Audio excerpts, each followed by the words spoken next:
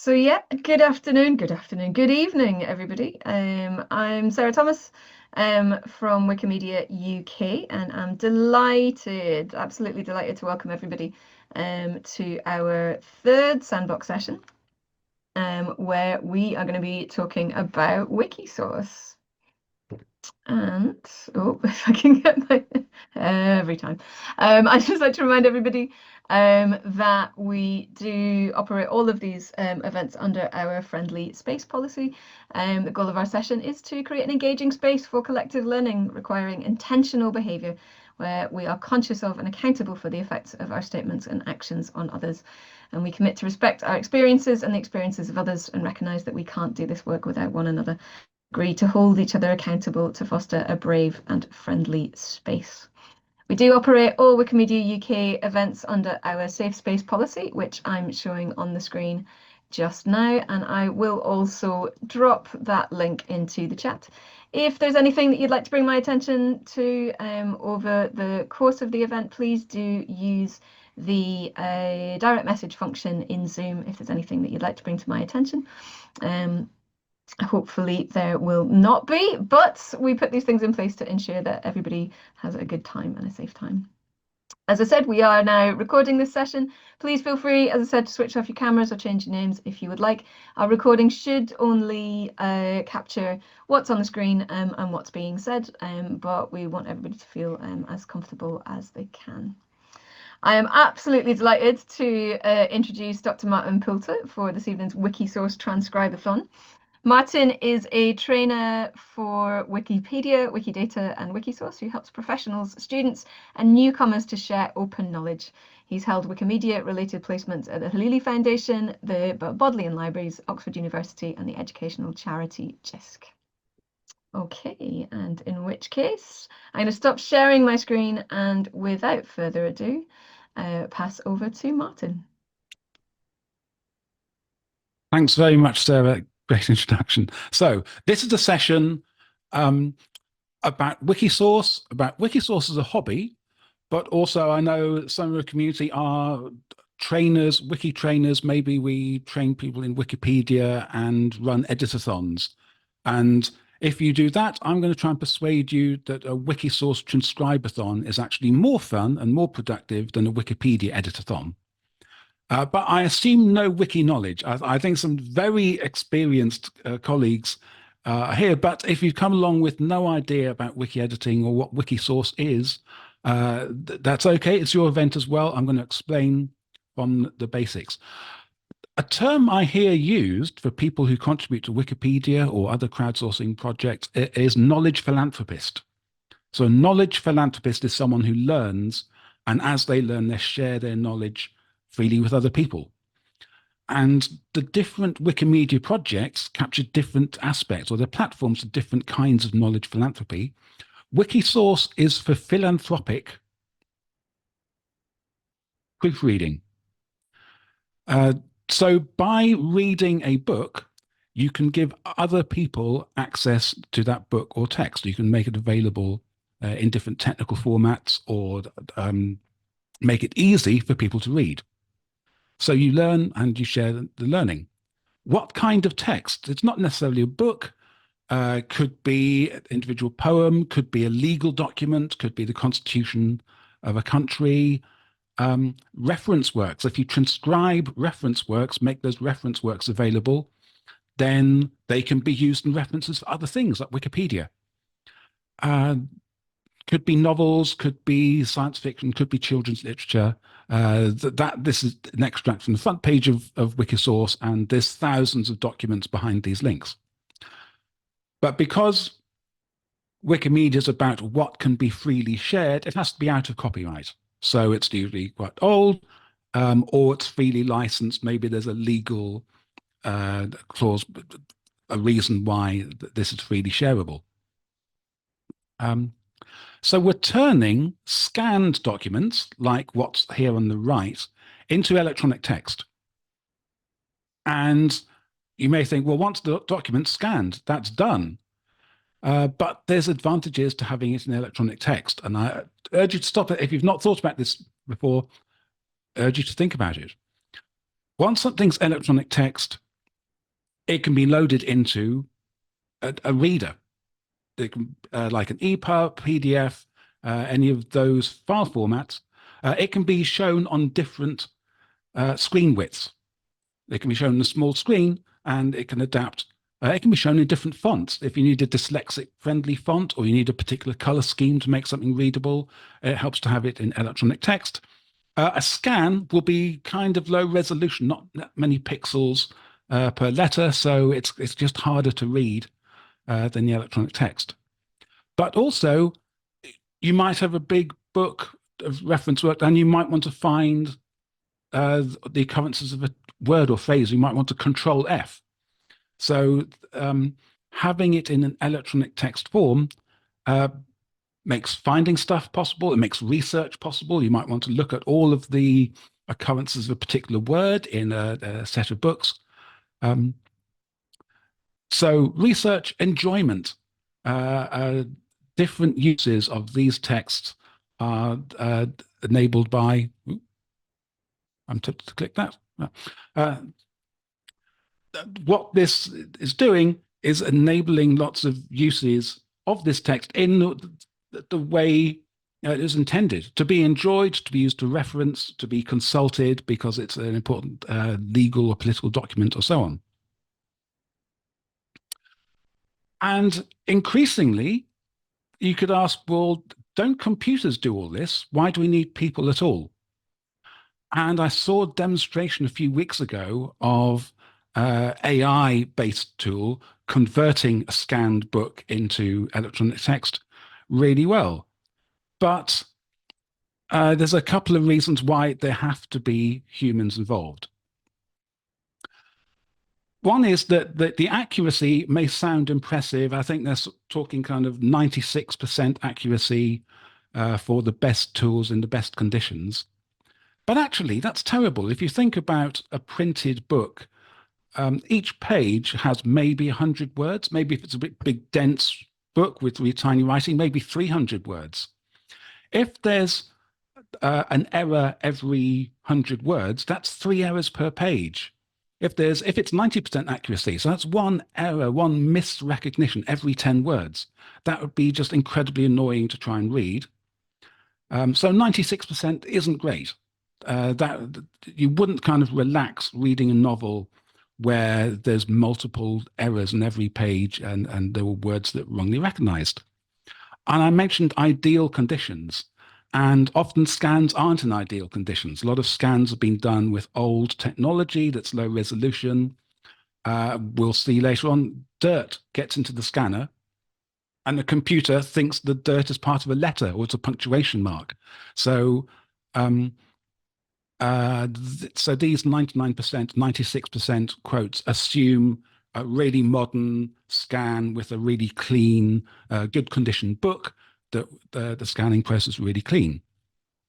And so the default, if you just let the computer do it, you'll get misrecognized words. And these can cause a problem or be hilarious depending on your perspective, because the word arms and the word anus look very similar. And the computer can easily confuse them. Same with burn and bum. So it has been a recognized problem that a computer transcribes a romantic novel, and then in the closing of the novel, the heroine throws her arms around the broad shoulders of the man, but it's not arms, it's recognized as anus, and that totally changes the meaning of the book. So that disturbs your enjoyment of a old novel. But again, if you're doing research, you want to find a particular word, all of its uses across maybe all of the books published in a particular year. If a particular word is a lot of the time misrecognized as something else, that's going to degrade your research. So we cooperate with the computer. The computer does the bulk of the work, but we apply the correction and proofreading and kind of quality assurance that the end product is definitely a faithful reproduction of the original book. So it's not like Wikipedia where you're writing original text and you're expressing yourself how you think the knowledge about an area should be structured, it's always someone else's words, but you can express yourself through the text that you choose to transcribe. So I used to work at the Bodleian Libraries, and so I was doing a project there about women in science. And my spare time, I'd be a Wikisource volunteer and create Wikisource author profiles by women, transcribe text by women. Elizabeth Blackwell wrote, was a pioneering doctor, and wrote a book about scientific method in biology, which is mainly about sort of against animal testing. It was just interesting that she had that. And I thought, oh, I can make that available to people through Wikisource. Obergefell versus Hodges. If you follow American politics, you might know what this is. This was the Supreme Court decision that made that legalized same-sex marriage. And this happened, a decade ago, and people were posting on social media and posting rainbows and whatever icon to celebrate it. And I thought, what can I do that isn't just celebrate it or putting something on my social media? What's a more meaningful way to kind of celebrate that event? And well, what I can do is take the PDF of the judgment and create this electronic version of that text. People were quoting kind of the eloquent language of this judgment, and I made it easier to do that because you can't copy and paste from the PDF on the court's website. So I've been helped a lot by the US law that anything created by a federal employee on work time has no copyright protection at all. So that counts for the Supreme Court. That covers a lot of, because federal employees is actually a large set of people. So some of the documents are transcribed about climate change because the Congressional Budget Office produced this primer, again, on an obscure PDF tucked away in a government website, which was hard to find. So I thought, oh, I can put this somewhere more visible, maybe with links where it's more easily searchable, just expanding slightly the audience that see it. I think that's more urgent now that more government departments in the US are taking particular documents down. So the way I see it, I've expressed myself through my choice of topics. Women's rights, history, climate change, some science stuff, poetry by women poets.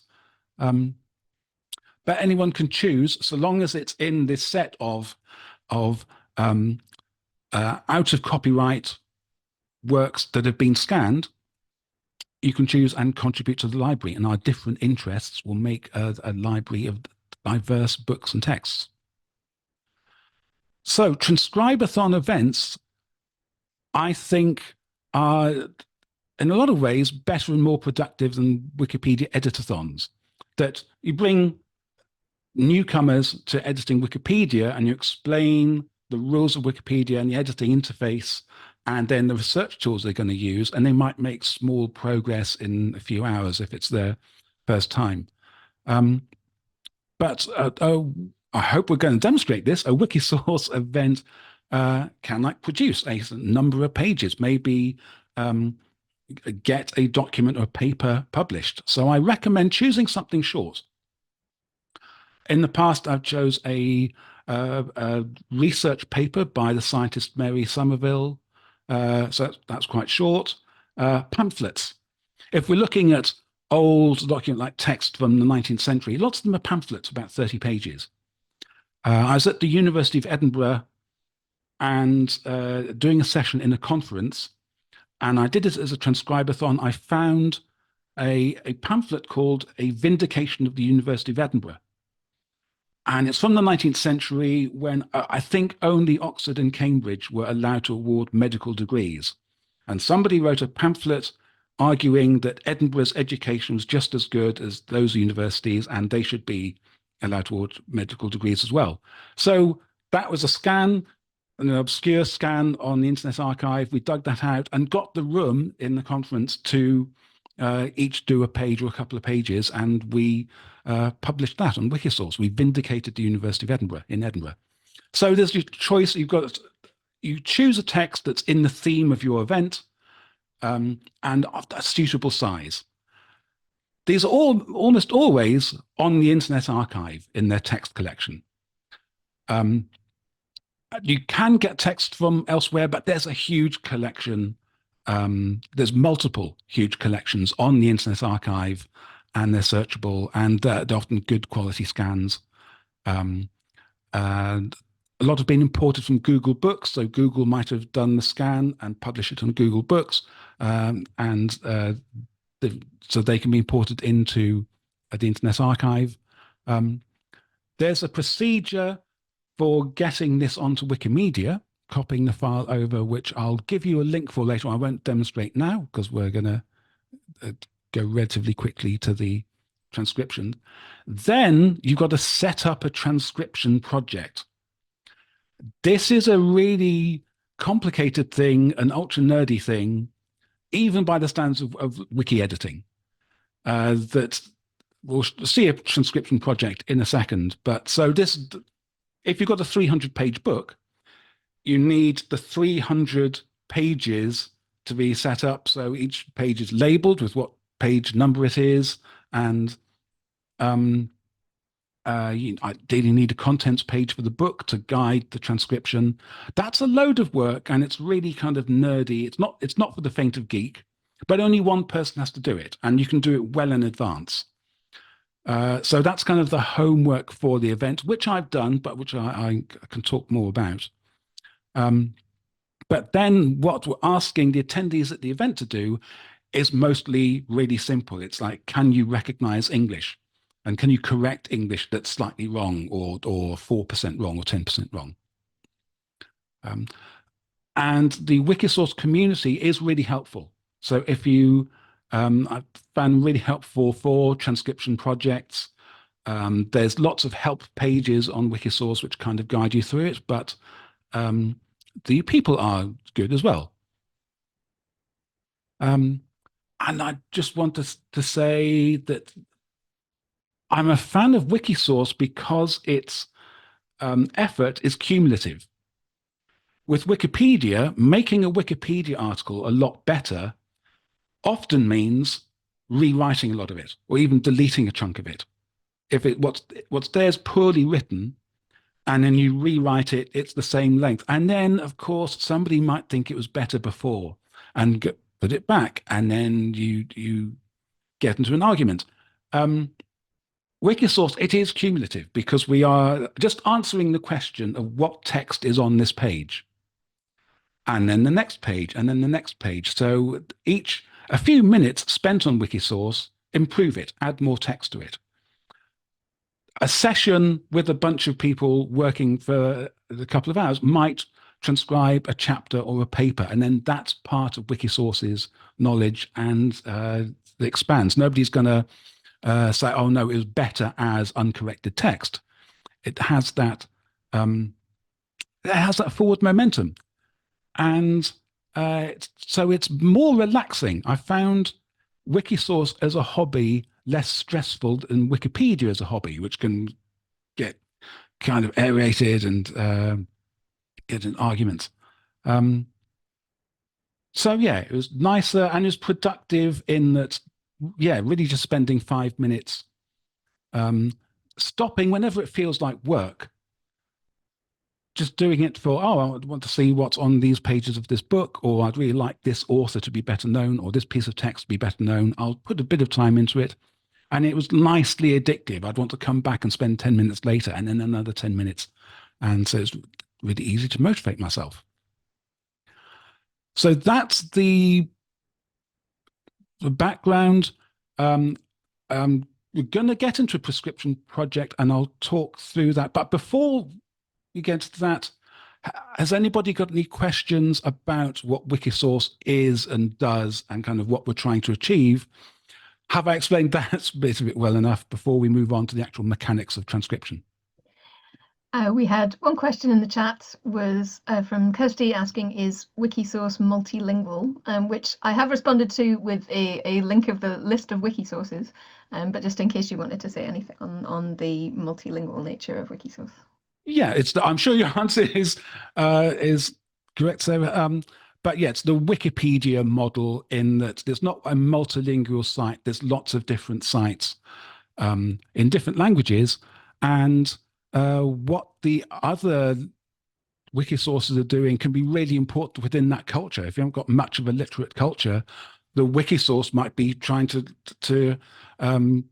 produce electronic versions of all of the classic texts of their culture. And I think what Balinese wiki source and what the Indonesian languages are doing is really important as a bit of cultural preservation. But yeah, we're very privileged in English in that there's just so much that has been published and printed and scanned in our language. Yeah, I'll move on to our transcription. So what I want you to do, really open these two links in two tabs. This short link goes to the transcription project we'll be using. And I've got another link, which is a guide to formatting on Wikisource, which is, there's lots of specific templates and formatting rules. So I find it really useful. This is actually the help:templates page, if that makes it easier to find. So I'm going to leave this on the screen and talk over it a bit just to make sure everybody gets to both these pages. So w.wiki/G, B, Y.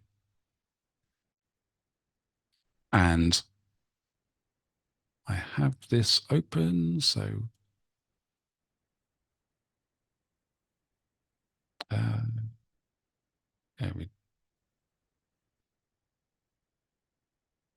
I do want that open.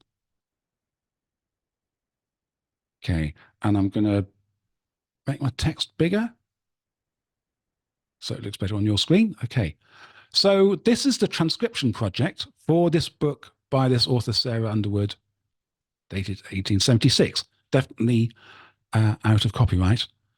And scrolling down here, this is a transcription project. These are all the pages of the book. And you maybe see why I say it's a lot of work to set this up, because the data about the file are drawn in from Wikimedia Commons, which gets it from Internet Archive. In fact, I can show you. In fact, so it says source is this file. If I open that, it's a file on Wikimedia Commons. And then Wikimedia Commons will say where this file has come from, which is the Internet Archive. And the Internet Archive record will, not that link, this link. The Internet Archive record will say where this comes from. So we actually trace this back to a particular paper copy of the book in a specific specific university library, in this case Cornell. And we see when it was digitized and some of the technical. So it's not just it's not what somebody says in the book. It's not just some random alleged text. We can trace it back through a kind of paper trail to a specific book in a specific university library. So that's, if you wonder about provenance, that answers that. I'll mention author profiles in that there are other similar projects to Wikisource, like Project Gutenberg, which does a similar thing of transcribing scanned text. An advantage of Wikisource is that you have much more context. So texts by and about a person can go onto their author profile. You've got links to library information about them. You've got categorization, links to the Wikipedia article, an image of the person. So there's just lots more context. You can learn about somebody from Wikisource. If you search an author name on Project Gutenberg, I think you just get a list of texts which have that in the author field. It doesn't actually tell you more about the person. So this is a bunch of biographies of women. And you can see it's a work in progress, and I'll explain the colors. Part of the work of setting up a transcription project is identifying the pages that have no text, and so for which there's nothing to do. And that's what these gray are. Yeah, there's no text in this page. First few pages of a book or last few pages often blank. If they're green, a green page, and I'll indicate this for anyone who's colorblind, that's fully validated. That's the community is sure that that's an accurate representation of that text. Let's look at one. Okay, there's the electronic text, and here's the scan. You see, the scan's a bit rough. It's a bit low resolution, hard to read. Yellow is proofread. A person has vouched for this being the correct text, but green is when more than one person confirms it's the correct text. Red means that there's some correction done, but it's known not to be complete. In fact, this isn't complete because the links aren't active. This is the contents page of the book. And then some pages don't have a color. They just have a page number in red. And that's where no work has been done yet. So that's where we'll be working. And you see, when this was set up, we can label, not only do we label which parts of the book have a page number in an Arabic numerals, and maybe the first few pages will be in Roman numerals, but also which image in this set of scanned images is the cover of the book, which is the title page, which is adverts. So this is a book with little like classified adverts, and adverts for other books from the same publisher. That's why there's adverts in the back of the book. So this is mostly yellow. Most of the chapters of this book are yellow, which means they have been checked, and there's now text of them. There are these chunks in the middle where no work has been done. And if we look at context, these are biographies of Mary Wollstonecraft, Mary Shelley, of Frankenstein fame, and someone else I hadn't heard, George Sand. Others will know less than me. So this is a book of biographies of women. So I will show. I suggest we work on the chapter about Mary Shelley. And so I will go in. That's a thumbs up. So I'll show practically how that works. So as we showed earlier, on the right is the image. On the left is something which a computer thinks is the text in this image, and we've got to make them match. This, at the moment, is chaos. This is the text that was in the PDF file. So this has been put in by, I don't know, the Internet Archive. We're going to get a good attempt by the computer by pressing this button at the top, transcribe text. I click that. It thinks a bit. And now this is the much better, but this is what I was saying was the 90% or maybe better or worse, depending on the quality of the scan, the conditions. This is what the computer thinks this text is. And you can see it's like a lot of it's wrong. And there's a letter missing here. And yes, lots of E's have been recognized as C's. So my task as the human is to correct this so it's proper text. So Opicti is proprietary. I can join up words that are hyphenated because remember, we're going to make text that can be shown on lots of different screens, narrow screens, wide screens. It's going to flow. So the hyphenation doesn't really matter. Martin, Yep. just one small second. Would you be able to click the hide button next to your tools toolbar, please? We're just looking to make the format a little bit bigger. So in the right-hand tools column above general, there's a little button that says hide. Further right. Even further right, Mark. Yeah, even further right. At the top. Oh, sorry. Okay, the Zoom interface is over it. Okay, hide. Oh, there you go. And then there's an appearance thing. Hey, Great. perfect. Right. Okay, I knew there'd be people on the call who knew this interface better than I do. Okay. That's much more comfortable. Thank you. Thank you. I hope you're not patronized by explaining some very simple things about this site. So I'm going to continue doing this. Let's see. Okay, this isn't schemed. It's seamed. So some aspects, so that's mostly straightforward.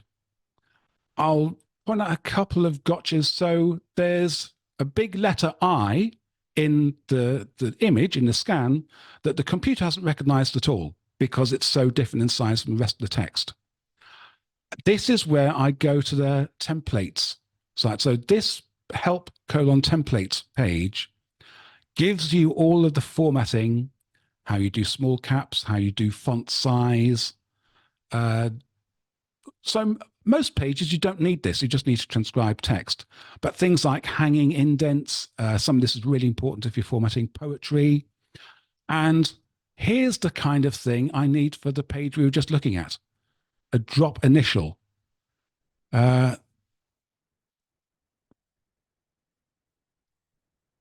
So it's, yeah, below the line. So this I here is a drop initial.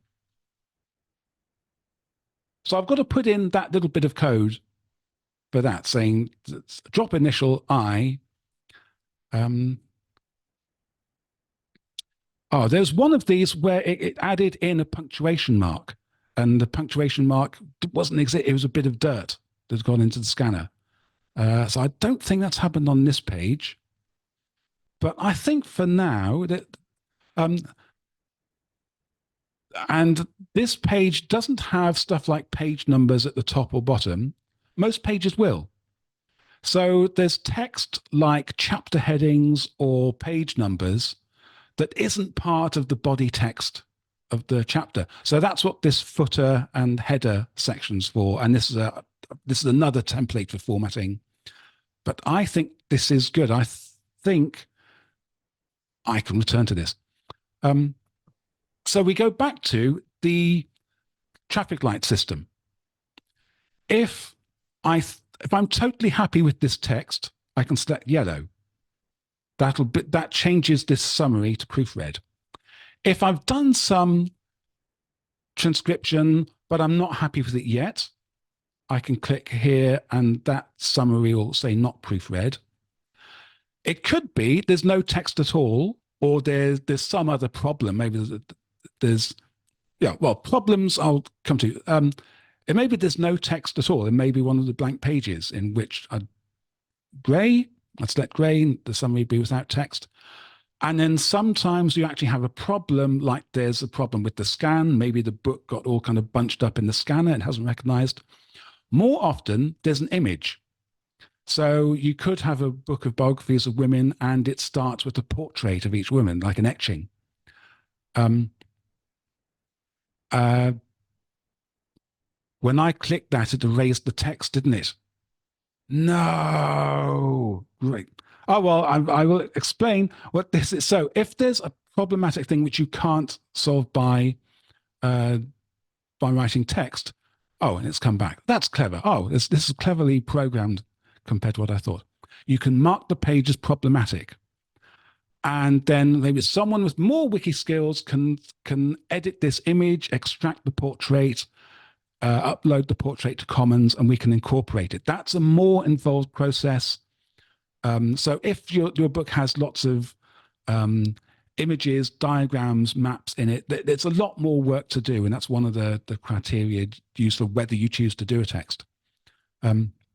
So you have these different options. I can't mark this as green. I can't mark it as validated. I can only mark it up to proofread. If someone then comes and look at this same page and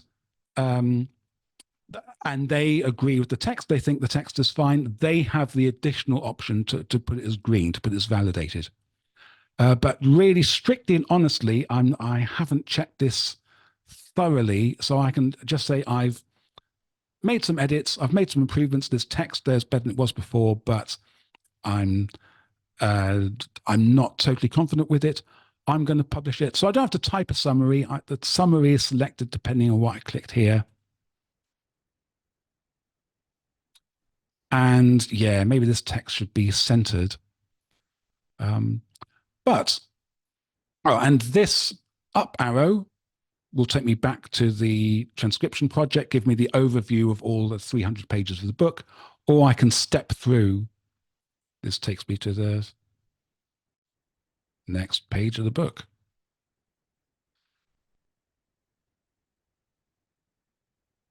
So I'll go back to the,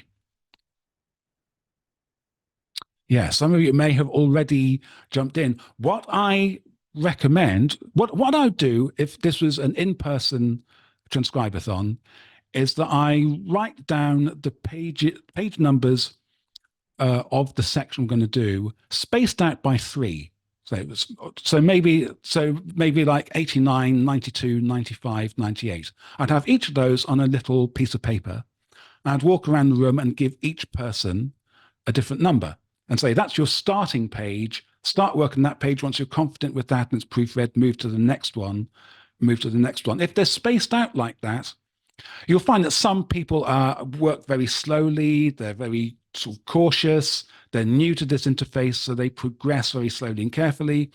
Some people, they've done Wikisource before, or they've done wiki editing before, or they're just really confident in IT. They blaze through.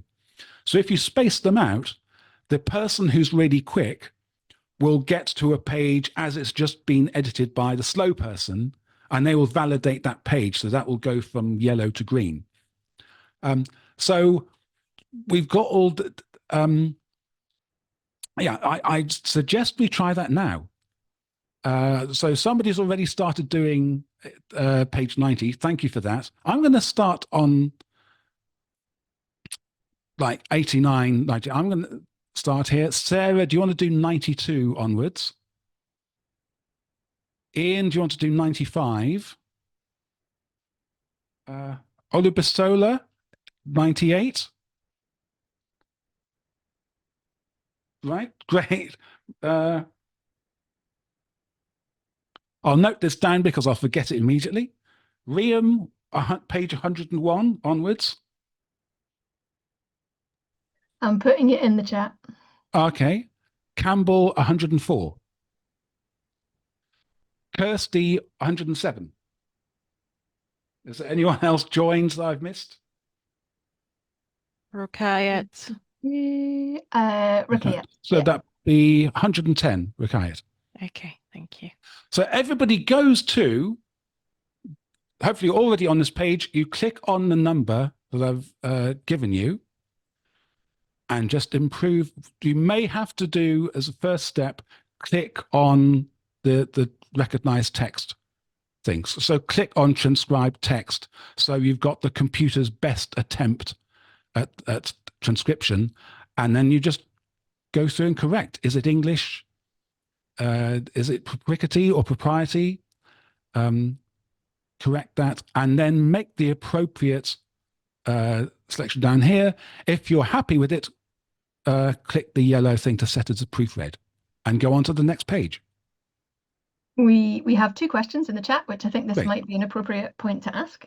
Sure. Ian is asking, is it best practice to keep the line breaks or to remove them?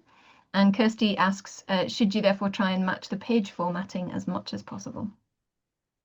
So some aspects of page formatting we do want to keep. If there's like centered text, is this centered? Oh, I've got to, yeah, this is kind of centered, this heading. Sometimes there's an indent. Sometimes there's left aligned text, and yeah, for poetry it gets more complicated. So how to do all those things, how to like have bigger text, how to have an indent, how to have centered text, that's all explained on this page, and that's why I keep this open in a separate tab. But the particular patterns of line scansion, of line breaks, they're because of the particular width of the page this was printed in, which we don't care about.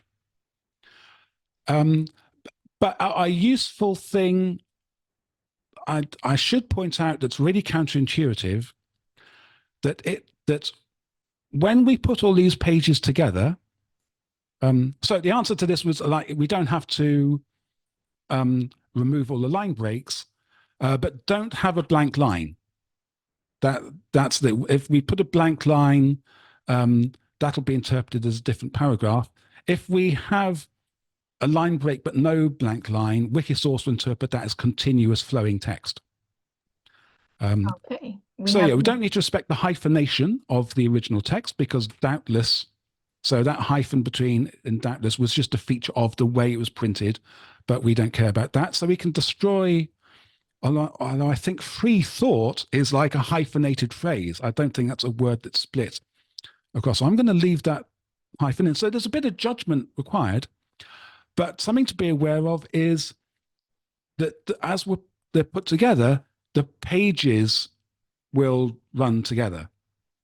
So it will put the next page of text immediately after this. Most of the time, that's what you want. But what if the end of this page is the end of a paragraph and the next page starts with a new paragraph? If we don't tell Wikisource, it will run all the text together. So it doesn't hold in this case, but imagine that this is the end of this page is the end of a paragraph. We have to put an instruction to do nothing. It's a bit weird, and it's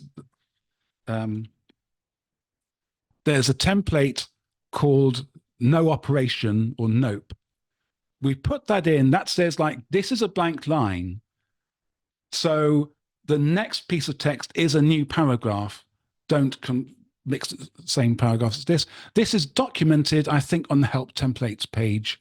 Yeah, it's one of this. So and I have to keep reminding myself because it's an odd thing and it's a very peculiar thing to Wikisource. It is on this page. I swear I forget where.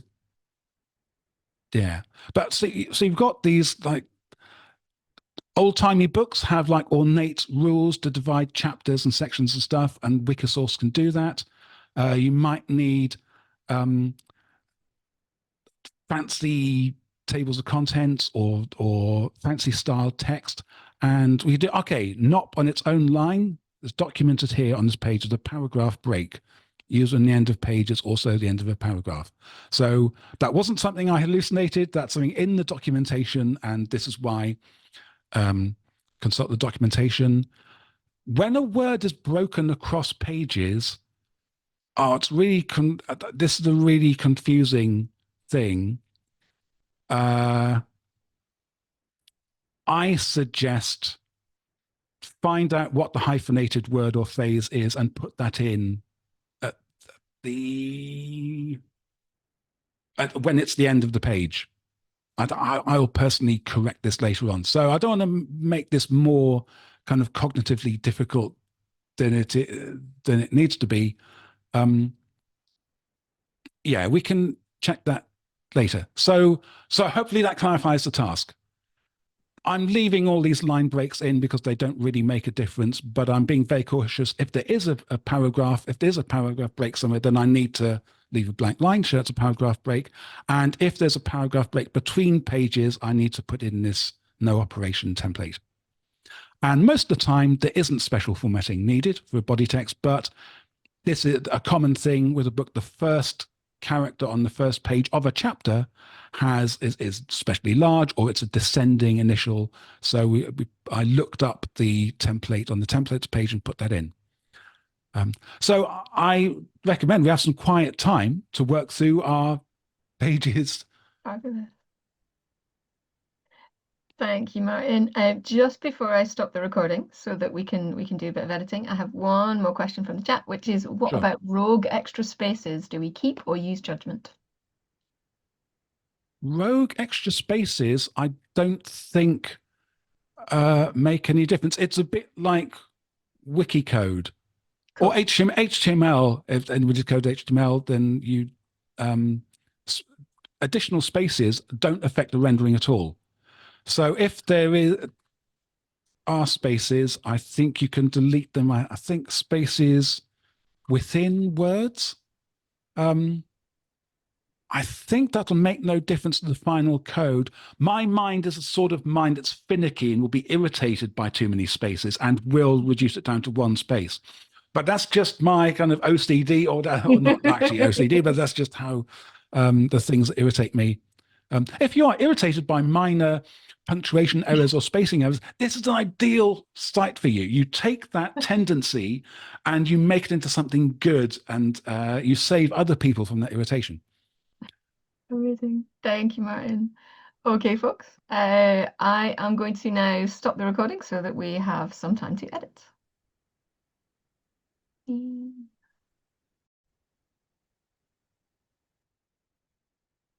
So we've been working on transcribing this book chapter, and through the miracle of editing, if you're watching the recording now, dozens of pages are now done. I just want to talk about what we can do with this text. So this is text by this author, Sarah Underwood, about a notable woman, Mary Shelley. So we can add the text to, it can go on the author profile. Yeah, not mentioned. But also it's because it's a text about Mary Shelley, it can go on Mary Shelley's author profile. So Mary Shelley's profile has works by Mary Shelley, but also text about her. So encyclopedia articles. So eventually I'll put the work we've been doing here. And it doesn't just have to be linked in Wikisource. It can be used in Wikipedia. Maybe there'll be facts in this book chapter that aren't already in the Mary Shelley article on Wikipedia. So we can use that as a source because it's a published source. And there are direct links from Wikipedia articles to relevant Wikisource text, maybe an author profile, or maybe a book about the topic. And those are kind of internal links. Those are kind of stronger links than not. They're not like external links. They're considered internal links to the site. I haven't looked at this, but I'm hoping that from this Wikipedia article, among the links at the bottom, there should be something saying this person. Okay, so sister projects. So as well as reading about this person's life, we can get media relations from the commons, their portrait, their handwriting, quotations from Wikiquote, and this link, text from Wikisource, will take us back to this Wikisource profile. So Wikisource acts as a web of knowledge, and you can link authors to text, to people the text is about, but also the whole thing, Wikipedia, Wikisource, Wikiquote, Wikimedia Commons, they all link together. So what we do with these pages, we can make a chapter, but so we can make another part of this book, which is almost done. So we're going to add a chapter. But that doesn't mean we copy and paste all the pages. It works more cleverly than that. What we put in kind of the online version of the book is a reference. This is an instruction that says include pages from this transcription project from page 251 to 260. So this is a reference, and this means if we find an error somewhere from pages 251 to 260 and correct it, that will be corrected on this page. And in fact, we can follow the links back. So next to each bit of text in the finished version of the book is the link to the transcription of that page. So even if it's been proofread and checked, you might find an error later. So you can check that. I think occasionally text actually locked to stop any further editing. Yeah, it's possible if there's vandalism and so on. It's not normally needed. So, and then if you finish like a major text, you finish some important text like an entire book or an important document, you are welcome to add it to the new text section on the front of Wikisource. Getting to Wikipedia front page is really difficult. You've got to put through loads of reviews. to get on the front page of Wikisource, you just put it in. You're welcome to edit. Add to this list. So when I finish a book, there's a dedicated template for this particular thing. So I'll copy that and put in the work title and author name. But then you put it into this list, and that directly edits the front page. So you get that sense of achievement. Also wanted to mention that there's always editing going on. There's always a proofread of the month where the whole community comes together to transcribe a book. There's different themes. I forget where the themes are listed. So there's 1 month each year when they can only do female authors, and female authors are not banned the rest of the year. So, but 1 month is dedicated to female authors. There's a month dedicated to just weird and unusual books. There's different themes. So there's always some transcription project that's in progress, and you can contribute to that, and you're working with the whole Wikisource community. And that builds this library. You're building this huge library, like I say, cumulatively, of fiction, reference, travel, magazines, legal documents, books. So you can get the satisfaction of, and then if you want to do an event, you don't even have to set up a transcription project. There will be one that is taking inputs that the community are running, and they'll be grateful for help with. So if I go back, so I realized some of these pages were particularly difficult because they had unusual formatting on them, but we're nearly there. So most of our pages are green. There's just a couple that are red. So I'm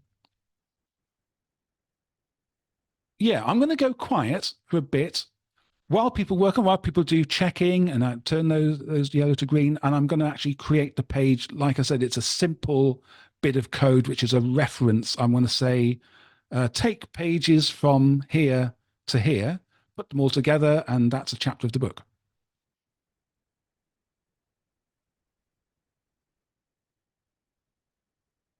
Sorry, Okay, so we're an hour and a bit into the transcription bit of the session, and we have this whole chapter now is either yellow or green. Most of it's green, so this is validated. We know it's accurate representation. What I've done is assemble this as I've put a reference in to the online version of the book. So the transcription part of Wikisource and the actual bit where you read the book are kind of different parts of Wikisource. I put the instruction to assemble all of these pages together into one book chapter. And that's what this is. So as well as being read on the website, it can be downloaded in a bunch of ebook formats. A lot of the reading of Wikisource doesn't take place on site. It takes place on portable e-readers, mobile devices. People want to take these books and read them on different kinds of device. And because this is a book chapter about Mary Shelley, I've now made a link from Mary Shelley's profile to that chapter. So a small group of people working quietly together in a online space can get, 30 pages done and get the sense of achievement at the end. We published something. We published something which was not accessible before, or was accessible as like a fuzzy set of images. And now it's text and it's openly available and readable in a lot of formats. And we should feel good about that. So that's what we celebrate, and thank everybody. Well done.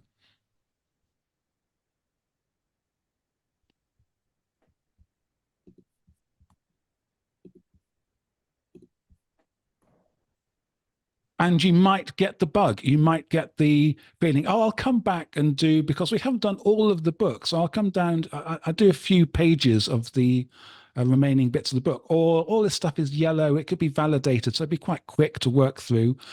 But as I always say, if it feels like work, don't do it. Just do a few pages out of interest, or maybe you're fascinated by these women and why they're being celebrated and want to read about them, and you read and correct any errors as you go. And then you come back and then you do a few more minutes another day. And then after what you find, you've completed the book. And that's just a really satisfying hobby to have. I think I'll end there. Fantastic. Thank you so much, Martin. Really greatly appreciated. And thank you so much to everybody who's come along today. There was one comment in the chats. I don't know whether this might be a follow-up later thing, but Ian was saying that he'd had been part of an international formal group who scanned, OCR'd and visually checked the transcription of an out of copyright and then hard to find book. Keen to know what effort would be needed to put this into Wikisource. So I don't know if that was more about creating a project, and I know that's more complicated, so that might be something we follow up with after, or if Ian wanted to say anything about that before we start. So you certainly can, if it's in PDF format, even if it's like some JPEGs, you can do it.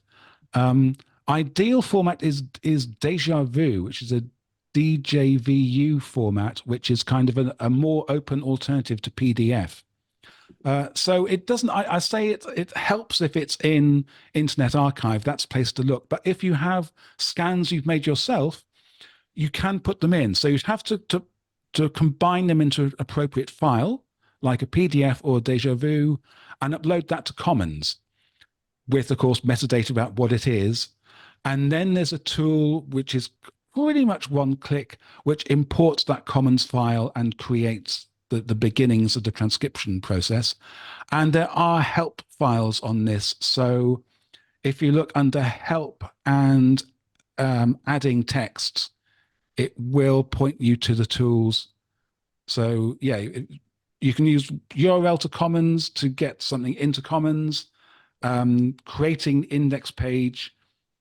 Again, there's dedicated tools to help with that, speed it up, and there's documentation which takes you through the process.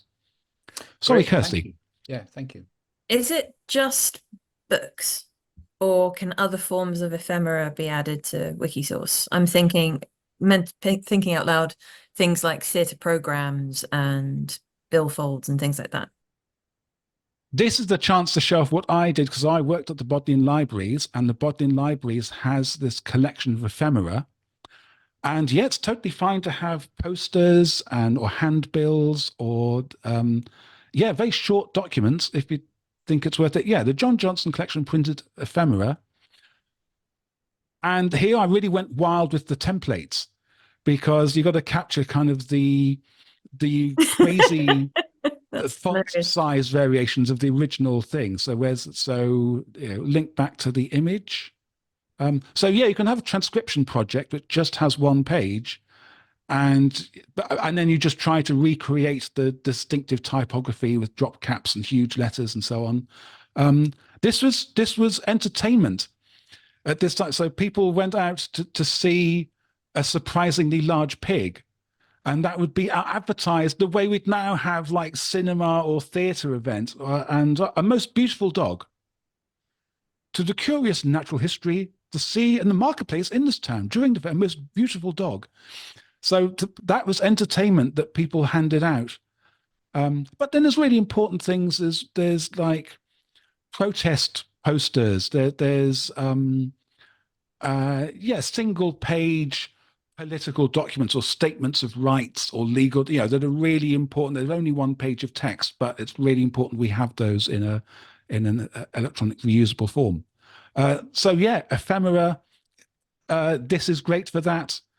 Then you can link it from other places. You can kind of put information in the top of the page about where this is from, what collection it's from.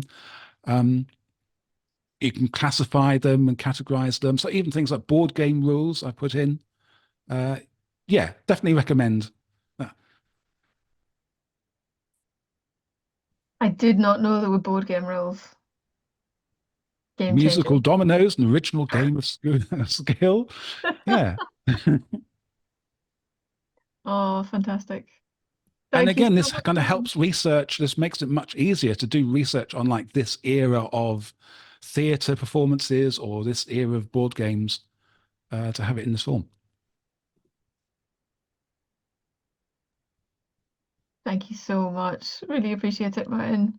Sorry, I I know I'm peppering you with questions. No, it's great. It's great. Okay.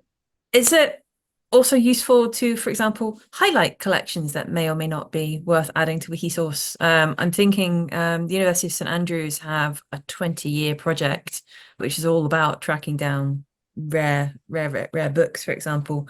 I'm just going to put a link in the chat to teaching materials that have been used at the university that have been digitized and getting them added. I'm assuming you don't need consent from the archive to add them to source if they're out of copyright. If they're definitely out of copyright or definitely freely licensed. I'm just curious where the edges are in terms of permissions versus just going for it. If it's definitely, if you know it's public domain, or you know it's got a free license like an attribution only license or an attribution share alike license, then you can put it onto Commons and then import from Commons into Wikisource. Awesome. So yeah, definitely feel empowered to do that. Okay. Yeah. Be brave and all that jazz. Yeah. And if there's a lot of stuff and you want to draw the attention of the community, there is a Wikisource kind of community notice board, which is called the Scriptorium. I suppose community portal. That there is, have I got this right? Yeah, the script. So you can post, if anybody's interested in this thing, there's actually thousands of books about it at this particular archive, and then they'll reach Wikisourcerers who are interested in that thing.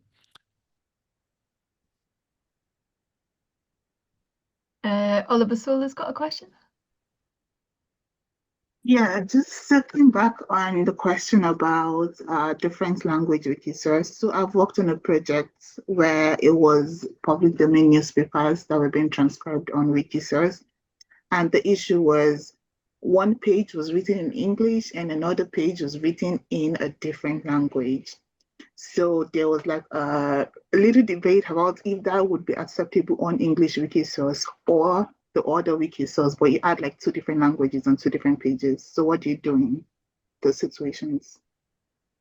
I haven't encountered this particular problem before, so I'm not sure. So English Wikisource can definitely host English books which have extracts from other languages in, which, like something discussing classical poetry, might have the original Greek in. Yeah, I suppose it's the context. I suppose the majority of the content of the book or the context in which the book was published. So the majority was in English. So it's a newspaper. So for that particular day, it was just one page in, I think, a 4-page newspaper that was in a different language. The other 3 pages were in English. Wow, it's an interesting problem to have. You could separate out a page, but then they wouldn't, you couldn't add them together as a final text. Yeah, so you'd have to take a discussion. This is where I would involve the Scriptorium. This is where I would post on the discussion board for the community to say, I'm thinking of doing this, even though there's a big chunk of non-English text in it. And I think they'll be very supportive. It's good to like let the community know you're doing it so that they won't object if you do it. Okay. Thank you. Yeah, thanks everybody very much for participating and for sharing your knowledge with this. We have an outcome. We have something we have published as a result of doing this. That was great. Thank you, Martin. That's wonderful. Are there any more questions? Anything else from Martin before we close the evening? I have so many plans. I would expect nothing less, Kirsty. I was simply going through the page that Martin's got open at the moment and looking for discrepancies in indentation, which I've fixed a couple just now. Oh, great work. Great work. I think if you refresh that, Martin, you'll see at page 94, just above where you are. Yeah. Oh, great. Yes, there was. Yeah, there was some here. That's fine, great. yeah. Yeah. So yeah, I think that's quite a good thing to do is once you see it all presented and yeah, he spots one there. Yeah. Yeah, that's really helpful to have. But But I think, yeah, that sort of page view of the entire work or the entire chapter does help with spotting where formatting inconsistencies arise. And it shows what we're doing in theory is quite mechanical. We're Yeah. just copying text from an image, but actually there's lots of judgment involved and kind of opinions on what the book should look like that, as we found, you can disagree on. It's not a really important disagreement. It's kind of arbitrary, but what you've done looking through and just applying a bit of consistency at the end is good. And that doesn't have to be done in the event. That might be done as kind of follow-up after. I'd really love to learn how you were able to link the chapter to the work we've done. I mean, I was trying to follow up when you were doing it, but without an explanation. I didn't want to bombard you too much technical stuff, but I will point out that what I do is refer to the page numbers in the file, and the page numbers in the file aren't the same as the page numbers in the book. Mm-hmm. So the page numbers in the file, the cover is number 1 in the file. This is page 2. This is page 3, and so on. And of course, that doesn't match at all the actual page numbers in the book. So when I say, when I tell Wikisource to take the pages, I'm not asking it to take page 89 to 115, because those are the pages in the book. I've got to specify the pages in the file. And when I mouse over this, I see this is page 97 of the PDF document, and this is page 123. So it's a bit confusing, but I've got to use those numbers, and I say take those numbers and all in between and render that as one page. I didn't want to bombard you with kind of technical detail in this session, just that it is quite complicated, but only one person needs to do that to have a Wikisource activity. Amazing. Look how green that is. Oh, it's so satisfying to me. It's so green. I love that we've managed to achieve that in the last hour and a bit. That's wonderful. That's us coming up on 8 o'clock now, so I'm going to draw our evening to a close. A virtual round of applause, please, for Martin for guiding us through that this evening. That was lovely. Thank you so much. Thank and you well so done much. for everybody, because we've managed to get this whole chapter transcribed. Wonderful. But yeah, thank you so much, everybody. Really great session. Yeah, you're right, Oliver. And we shall hopefully see folks again soon. We have another Sandbox session coming up before the end of the year. And then there will be one more in January. So yeah, thanks so much, everybody. I'm going to stop the recording just now.